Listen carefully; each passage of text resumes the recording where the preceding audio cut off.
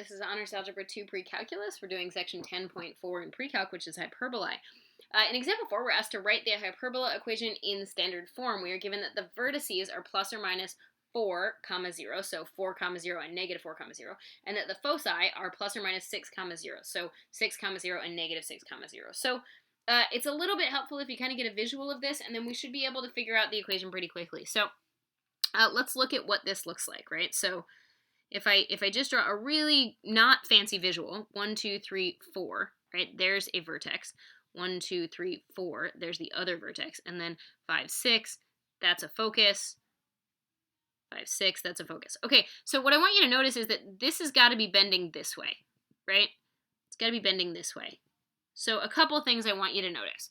Number one, we can spot that A, which is the distance from the center to the focus, and you can say, actually, let's start with number one. Number one, the center is definitely at 0, 0, right?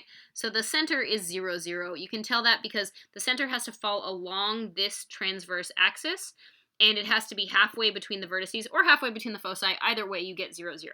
Second thing we can figure out from this is that A, which is the distance from the center to a vertex, has to be 4 in the x direction, right? 4 in the x direction. The third thing we can see from this is that C, the distance from the center to a focus, is 6, again in the x direction, right? So that's going to be enough for me to write my entire equation, because remember that my equation is x minus h, because I'm going in the x direction, quantity squared over a squared, right? I know it's the x is on top of the a because the a is moving in the x direction, minus y minus k quantity squared over b squared, right, equals 1. Well, I know the center, that's my h comma k, they're both zeros. I know a, which is right here, and then I can find, right, so the only thing that we're missing is I need to find b. Well, a squared plus b squared equals c squared.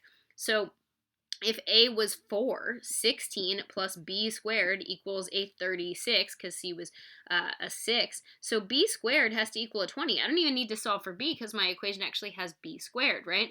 So it seems to me that my equation is either x minus 0 quantity squared over a 16 minus y minus 0 quantity squared over a 20 equals 1, which is fine.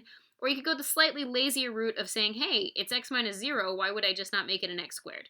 Right, instead of making it an x minus 0 quantity squared, you could just make it an x squared. And that's also totally fine, right? So there's two ways to do, two correct versions of that answer. I'm sure you could come up with something else as well. There are people that would leave the 16 as a 4 squared because it's almost more informative to see it's a 4 squared.